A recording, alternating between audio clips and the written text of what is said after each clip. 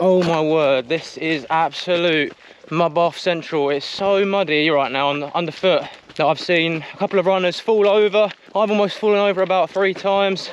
The Thames Path 100 is one of the most well-known 100 milers in England. This ultramarathon is renowned for being incredibly flat and takes runners along a massive chunk of the Thames Path National Trail, starting in Richmond, London and finishing in Oxford. I took on the race in 2022, but due to being injured at the start of the year, I was unable to train properly and I ended up pulling out of the race at mile 73. Determined not to be beaten, I entered the Thames Path 100 again with the goal of finishing it once and for all. As you've seen from the title of this video, things unfortunately did not go to plan. This is how I got on and what went wrong when I ran the Thames Path 100 2023.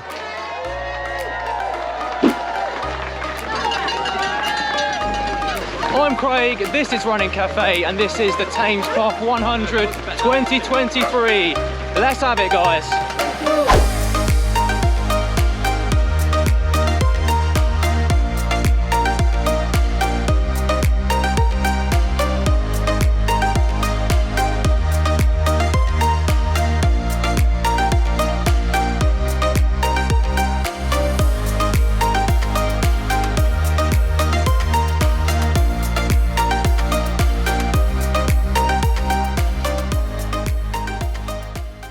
'Okay, I've just left the first aid station. I'm 11 miles in now at 1 hour and 40 minutes. I'm feeling pretty good in these early stages of the race. I think I found my rhythm, my groove. Now I'm just going to look forward to getting my head down and getting these early crucial miles in. Trying to get on top of my nutrition. I've had 2 gels and this is my 3rd one. So yeah, I'm just going to keep on keeping on the Thames Path 100.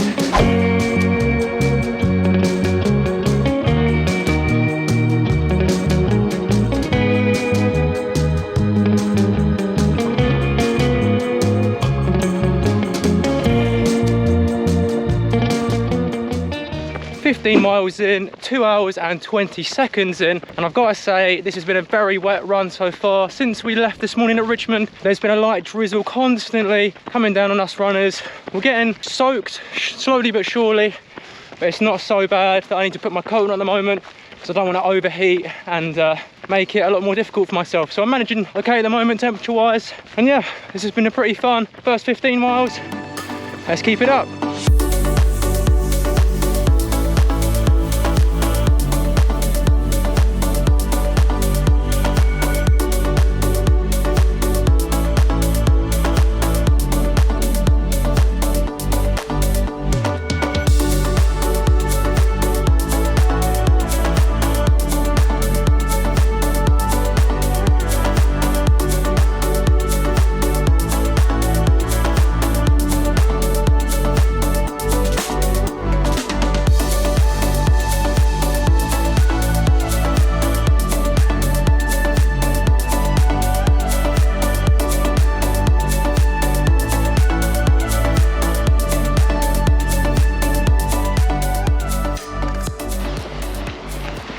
22.6 miles in, I'm at 3 hours and 33 minutes in and out of aid station 2, and I'm feeling pretty strong. I remember this time last year I already was starting to feel pretty tired, pretty knackered, and I knew that it just wasn't going to be my day. But to compare that to now, I'm feeling much better. Yeah, let's just keep this thing rolling, keep getting in these early miles in the first half of the race. Hopefully that will set me up for a successful Thames Path 100. Come on, let's keep going.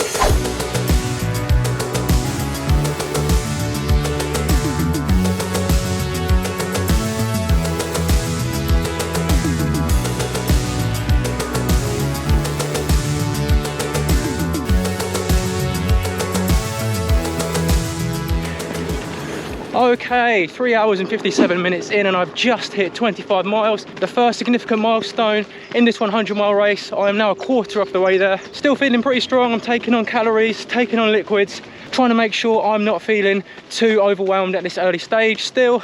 And I've got to say, the run has been pretty calm so far. There's not many people out today on the Thames Path, and I believe that is because of the special day that it is for us Brits today.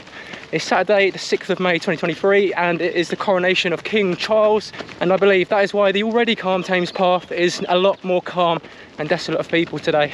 So far, a fun and enjoyable run. Let's keep it going.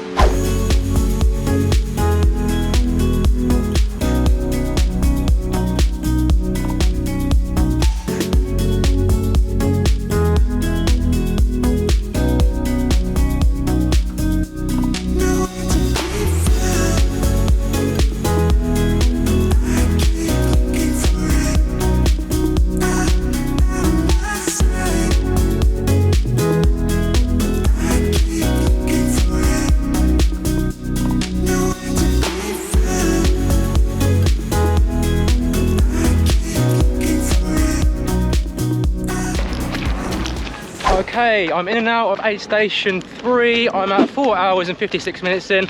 I've just hit the 31 mile mark, almost at a third of the way through this race, guys. I'm feeling fairly strong still. It's not too hot, but it's not too cold, and the rain is cooling us off. And yeah, I'm just keeping the legs turning. I'm staying on top of my nutrition. Got some more tailwind in my bottles here. I'm taking an energy gel every now and then, just to make sure that I get on top of it early. That's the plan. Whether or not it will see me through to the end, that's another thing. But so far so good. Let's keep it going. God, this bit of the river is very slippery. This course has quite an even mix of trail and road surfaces. And at the moment I'm in my road shoes. I'm in my New Balance 1080 V12s, I believe. But my plan is to switch to my Hoka Speed Goats, which are trail shoes, at the 70 mile mark roughly, which is the Goring aid station, because the latter half of this is all through fields out in the countryside, and I want to make sure that I've got some fairly decent shoes on for that part. But yeah, this is a bit of a slip and slide job at the moment. Definitely keeping me on my toes, literally.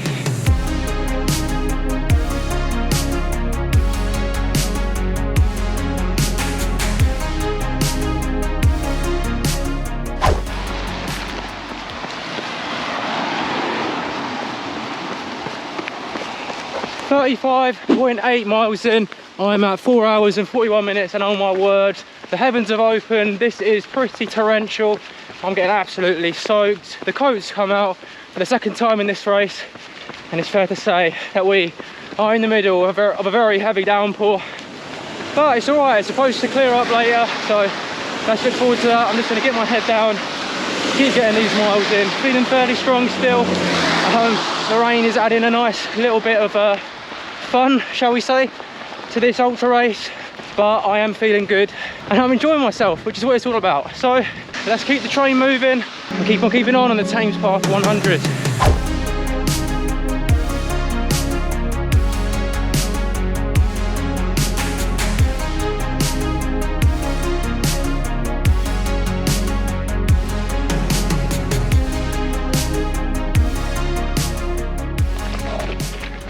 Just come out of aid station number 4. I'm 39 miles in and I've clocked up 6 hours and 13 minutes, and I'm still feeling pretty decent. These dogs are not happy to see me. Yeah, one thing that I'm noticing with this race compared to when I took this on in 2022 last year, I'm feeling so much stronger and I'm feeling so much better. I remember at this point last year I was already well on my way to being pretty done. I think I was walking quite a lot at this stage. I haven't really walked at all, to be honest, during this race so far. And yeah, it's just brilliant to be able to actually run this and enjoy it, rather than it feel like a death slog, which is what it felt like last year.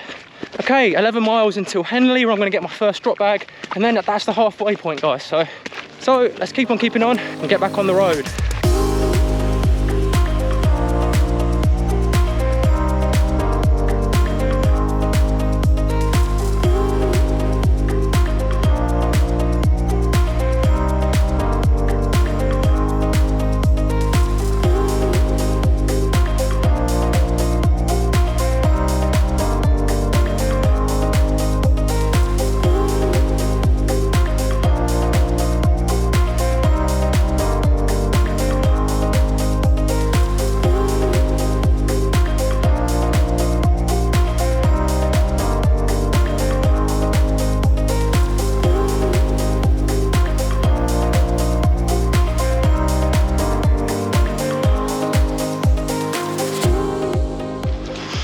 Okay, I just left aid station number 5. I'm at 7 hours and 30 minutes, about 46 miles on the clock, and I'm still feeling pretty decent. That was an interesting leg.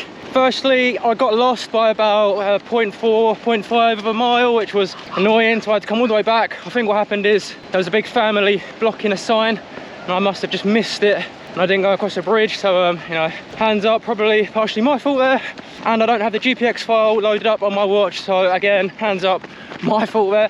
And secondly, a dog tripped me up from behind and I almost went flying flat on my face, but I saved it at the last minute. So an interesting leg. Right, we're very close to Henley, the halfway point, and I've got to say I cannot wait to get to my drop bag and get some supplies. I can't wait for a clean, dry shirt, a towel, and it's just going to be nice to know mentally that I'm over 50% of this race.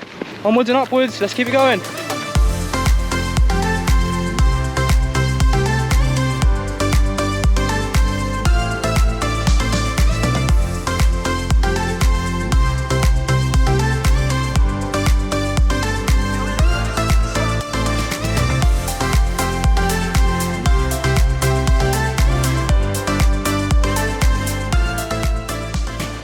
And here I am at Henley, the official halfway point. My watch says 53.24 miles, but I did have that little off-course diversion, which was my fault. So I'm pretty happy to have got here in a time of 8 hours and 40 minutes. Still feeling relatively fresh, looking forward to getting a new top on, looking forward to getting a new hat on, getting a bit more dry, and then getting back on the road to tackle and finish the second half of the Thames Path 100. There's Henley checkpoint, let's do it.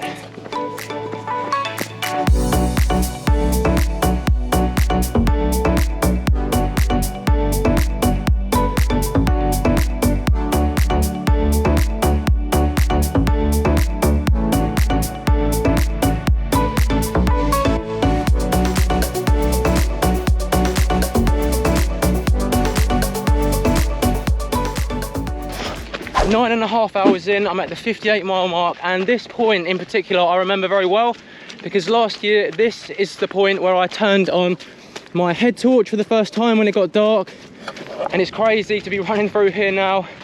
It's absolutely waterlogged, as you can see, in the daytime, and it just really shows how much of a difference being properly trained and having the right fitness can make in these ultra events. But still, I'm happy to have got to where I got to last year, considering the circumstances. Won't be needing the head torch for another couple of hours yet. It is 6:30 in the evening at the moment.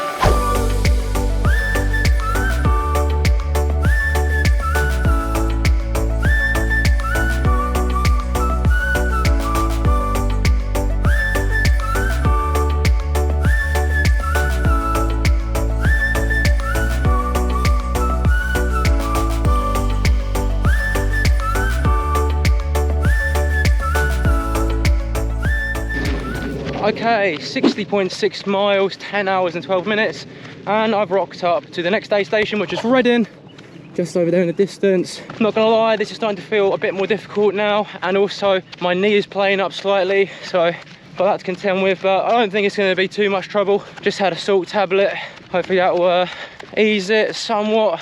But yeah, making decent progress. Now just under 40 miles to go. Okay, I've just come out of Reading aid station and I've just lost a little bit of time. I got randomly selected to do a kit check to make sure that I had all of the mandatory equipment. So that's things like a survival blanket, a whistle, a compass, a head torch, a spare head torch, and a waterproof jacket of a minimum 10,000 millimeters hydrostatic head. So I had to get all my stuff out. But at the end of the day, they've got to do these kit checks to make sure that everyone is safe and everyone is equipped for whatever situation could be thrown their way, so I completely understand. But we carry on. Let's get back on the road to Oxford and finish the Thames Path 100.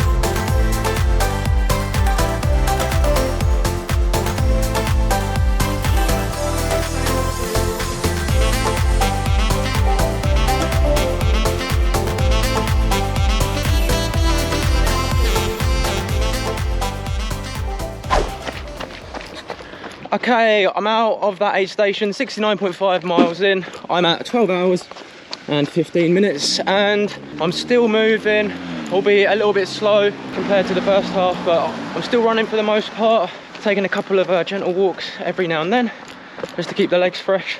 But yeah, looking forward to carrying on, making progress, and we're getting ever closer to the finish line in Oxford. So let's keep it going. Okay, we're not long out of the aid station and we've already been treated some stairs. These are fantastic for the quads when they are this blitzed at this stage in the race.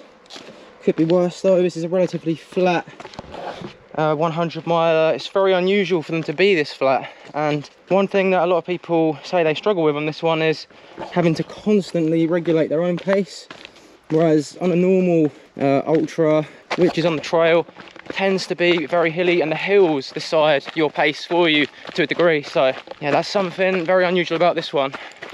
Okay, just left Goring. I'm at 74 miles and I'm also at 14 hours. Not gonna lie guys, I've had a bit of a meltdown in terms of my stomach. I'm not feeling amazing at all, and I think I have made a mistake with my nutrition strategy for this. I've literally just been eating gels, and quite a lot of them and I have paid the price for that now. Just had some actual food, had some beans, they were pretty nice. So hopefully some real food will make my stomach a little bit more settled. At the end of the day, my first goal for this one was just to finish it after I dropped out last year. So let's keep going. I'm back on the road and I'm excited to carry on. We've only got about 26 miles left, so let's keep this moving. Right, so we're about halfway through this leg. It's about 7 miles to the next aid station from Goring, where I've just left. And oh my word, this is absolute mud bath central. It's so muddy right now on the underfoot that I've seen a couple of runners fall over. I've almost fallen over about 3 times. I have got trail shoes on, but they're probably not the best suited for this amount of mud. Probably should have, I don't know, some deeper lugs maybe. But yeah, look, just look at this. It's absolutely horrendous. I'm just hoping that we can get onto some grass or some fields, or even just a path which isn't completely waterlogged like this, because it is making any progress so hard right now, and it's just slowing everyone down.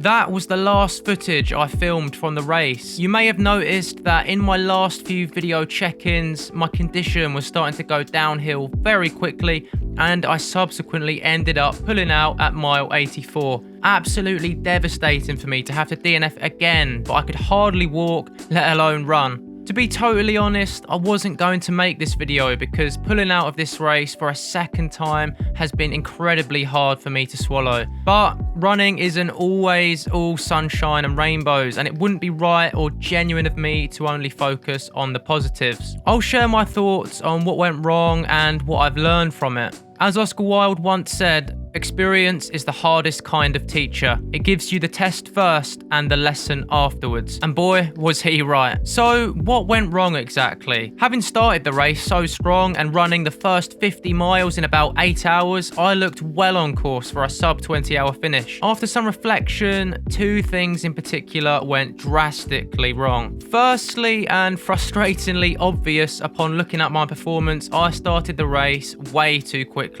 I ran the first 50 miles at a solid pace of under 10 minutes per mile with barely any walking or rests. As a result, my legs got knackered quickly and my quadriceps started killing me come mile 60. Going into the race, I was in the best shape I've ever been in, having just ran a sub 3-hour marathon. So when I felt good after the first 10 miles, I just assumed I was in the zone and that I could maintain that pace for the whole 100 miles. Big mistake. To summarize a 100-mile race, it's a strategy. What you do in the first stages of the race will massively impact your performance and how you feel in the later stages. You've got to be thinking many moves ahead all the time, which I clearly didn't do. I ran far too quick and I didn't take my time, and I paid the price for it big time. Before I pulled out at mile 84, running a 15-minute mile was agonizing and I knew that I'd had enough. Had I taken my time and relaxed a lot more in the first half, my legs would have stayed much fresher for longer and I would have felt much more able to take on the remaining 16 miles. Lesson learnt. Secondly, and not so obvious in the video, I had a complete nutrition meltdown. In the first half of the race, I consumed only energy gels and lots of them. And to be honest, this seemed to work for the first 50 miles. I was getting the calories in, I was feeling good, but come mile 55, it started to feel like every step I took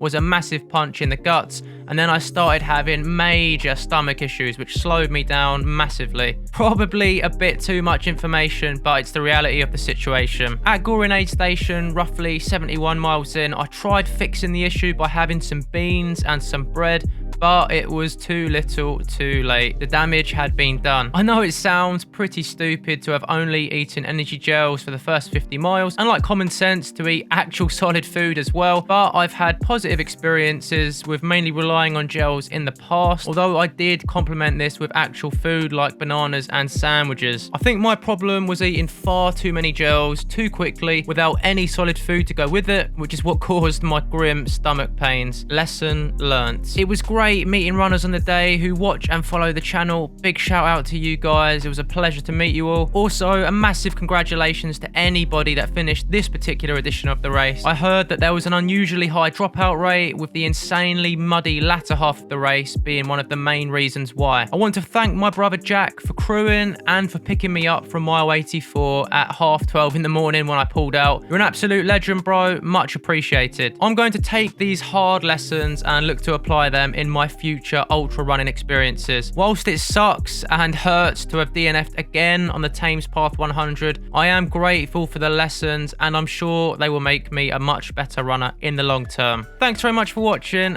I've been Craig, and I'll see you in the next one. Happy running.